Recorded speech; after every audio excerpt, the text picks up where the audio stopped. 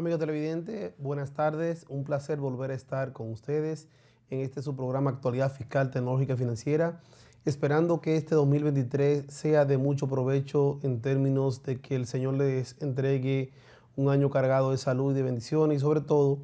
que les conceda a ustedes y sus familiares todos los propósitos que se han propuesto para este 2023. El 2022, un año muy fructífero, un año de recuperación económica y esperamos que el 2023 sea de mucho mejor balance para toda la familia dominicana. En el día de hoy tendremos un programa muy importante sobre todos los temas que vamos a tratar,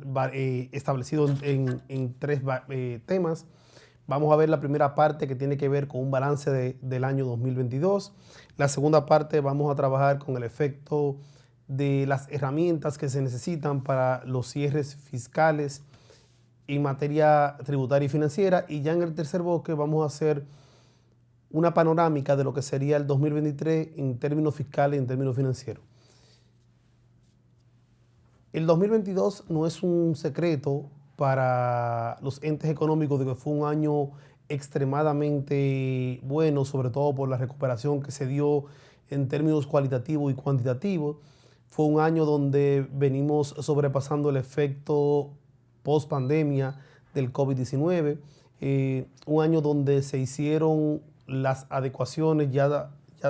sea en materia económica, en materia fiscal y en materia financiera para un relanzamiento. En ese aspecto, el 2022 nos dejó un balance económico positivo con un crecimiento estimado según las cifras del Banco Central de aproximadamente un 5% de manera global en el año. Si lo comparamos con lo que fue más o menos el crecimiento del año anterior, con un 3.8%, vamos a tener un balance positivo arrojado en 1.2, casi un 2% con relación al año anterior. Eso nos indica, por ejemplo, que la economía dominicana tuvo una especie de relanzamiento a nivel integral en todos los sectores, encabezada básicamente por lo que es la parte del turismo, que sigue siendo un pilar en la economía dominicana, el relanzamiento de las zonas francas, con un mayor rango de acción y sobre todo un mayor nivel de crecimiento, y el tercer renglón, lo que tiene que ver con el efecto de las remesas. A eso se le suma que los sectores económicos en sentido general tuvieron un crecimiento de manera, aunque moderada, sostenible, provocando que el Producto Interno Bruto de República Dominicana haya experimentado otra vez, después del efecto pandemia, un crecimiento sostenible. Aunque esos tres pilares que tocamos anteriormente, basados en turismo, remesas y zona franca, fueron los que de una u otra forma activaron la economía, hay un aspecto que resalta en términos fiscales y fue que la Dirección General de Impuestos Internos anunció en esta semana que sus recaudaciones para el año 2022 ascendieron a unos 656 mil millones de pesos. Eso provocó que, comparado con el año anterior, 2021, que fueron unos 607 mil millones de pesos, la administración tributaria tuviese un crecimiento con relación al año anterior, comparado en términos cuantitativos, de unos 46 mil millones de pesos, y sobre todo que la administración tributaria cerró con un cierre en base a su nivel de cumplimiento de un 109%. Les comentaba que aunque la economía dominicana se sustentó en tres pilares importantes, que fue turismo, zona franca y remesas, sumado a los demás sectores de la economía que de manera integral crecieron de manera sostenible, yo entiendo que en términos de lo que fue resultados positivos, balance positivo, la economía dominicana contó con un sostén que fue el efecto de las recaudaciones, y tanto lo que fue en tributos internos a través de la Dirección General de Impuestos Internos, como lo que es la recaudación de tributos externos a través del comercio exterior, aduanas y demás, hubo un balance positivo en términos de lo que fueron el efecto de recaudación de números. Por ejemplo,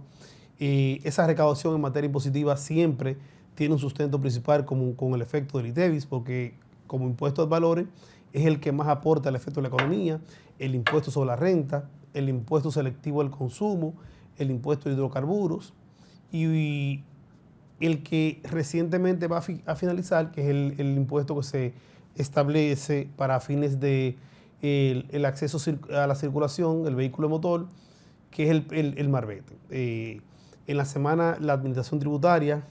publicó que unos 950.000 usuarios ya habían renovado, es un número importante, todavía queda un grupo por renovar, que antes de la fecha de finalización del proceso habrán de renovar sin prórroga, pero el cumplimiento tributario nos dice que va a seguir siendo efectivo en este 2023, producto de las medidas de recaudación, las facilidades y los mecanismos que la Administración Tributaria está implementando para fines de poder captar esos tributos. Va a ser un año interesante en materia económica tributaria, porque a ese crecimiento sostenido que se le va a adicionar a las recaudaciones, tenemos que sumar en el 2023 lo que será el año de la consolidación de la factura electrónica. Como hablamos en espacios anteriores con el licenciado Israel, que es un experto en factura electrónica, el 2023 va a ser un año vital para consolidar el efecto de la facturación electrónica, y por ende se va a sumar a lo que es el portafolio de lo que es la eficiencia recaudatoria, aparte de las recaudaciones en materia cuantitativa, numérica, de recursos líquidos, dinero, el proceso de la factura electrónica, que de manera integral la va a llevar a la Administración Tributaria para que los contribuyentes, de manera escalonada, empiecen a insertar lo que es el mecanismo de factura electrónica dentro del sistema fiscal. Aparte de esa medida, por ejemplo, la Administración Tributaria no para en el efecto de generar modalidades, de generar cambio, y también se está estableciendo a modo de consulta el mecanismo donde se le quiere asignar al Ministerio de Hacienda lo que es la recaudación del impuesto a los activos o el impuesto a la propiedad inmobiliaria, y eso es una norma de consulta que se está discutiendo y que la Administración Tributaria ha publicado para que los contribuyentes y los usuarios del sistema tributario opinen en base a qué sería su parecer de que esa parte impositiva pase al Ministerio de Hacienda. La Dirección General de Impuestos Internos tiene, como les dije, aparte del reto de seguir con el efecto de las recaudaciones, le comenté que acaba de cerrar con un 109% de cumplimiento.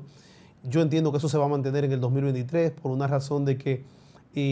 es parte neurálgica integral de lo que es el presupuesto de la nación. Es uno de los logros que la administración del presidente Luis Abinader va a seguir exhibiendo, que es una recaudación eficiente. Y tercero, que el 2023, por ser un año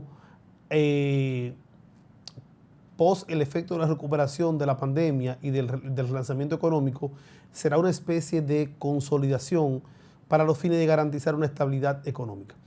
Dentro de los aspectos que habla de cumplirse en materia tributaria, conjuntamente con la factura electrónica, conjuntamente con el efecto de la solidificación del sistema tributario, hay dos aspectos que la Administración Tributaria, yo entiendo que aunque no los inserte en este periodo, tiene que someterlo a procesos de discusión. El eterno pacto fiscal o el pacto integral fiscal, uno, y dos,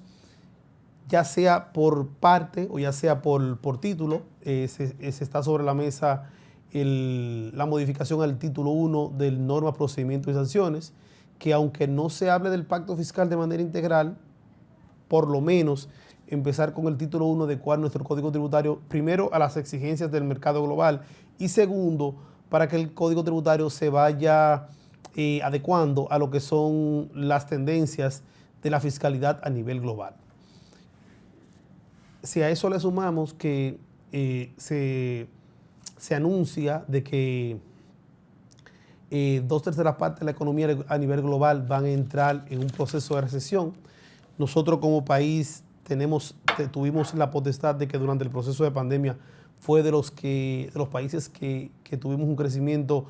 moderado, mínimo, pero crecimiento como tal. No nos vimos afectados en términos de crecimiento económico, y las medidas que ha tomado la Junta Monetaria a través del Banco Central, mediante lo que es la política económica y la política fiscal del Estado, han sido bastante efectivas para que la economía dominicana se haya mantenido de manera estable. Dentro del efecto cambiario, ya hemos visto cómo a partir del mes de junio del año anterior empezó a ceder el efecto de la inflación. Los números inflacionarios que tuvimos al cierre de diciembre de 2021 y no son los mismos que vamos a tener al 2022. Por ende, la receta aplicada a través de la Junta Monetaria ha surtido su efecto y somos de los que entendemos que el Banco Central y el gobierno, a través de la medida política económica del Banco Central, va a seguir apostando a una estabilidad económica, a una estabilidad cambiaria y a una estabilidad inflacionaria. Si a eso le sumamos que de una u otra forma se va a entrar en un año preelectoral, el gobierno a través de los entes económicos va a buscar seguir mandándole a los inversionistas, a los usuarios de deuda, a los acreedores de deuda pública, esos niveles de seguridad que siempre son importantes de que el otro perciba que la economía dominicana puede satisfacer los niveles de deuda en base a los compromisos que tiene, sumados a los niveles de calificación que nos han dado las calificadoras, sobre todo en este último año, el Standard & Poor's y demás, donde hemos tenido una mejor valoración en términos de acreditación de deuda. Entendemos que la economía dominicana va a seguir un sendero de crecimiento moderado, sostenido, aunque gran parte del mundo entre en un efecto de recesión. En nuestro segundo bloque vamos a conversar en base a los elementos que se deben de tener para fines del cierre fiscal, aquellas empresas que cierren el 31 de diciembre, con relación a la parte financiera y a la parte positiva. Volvemos en breve.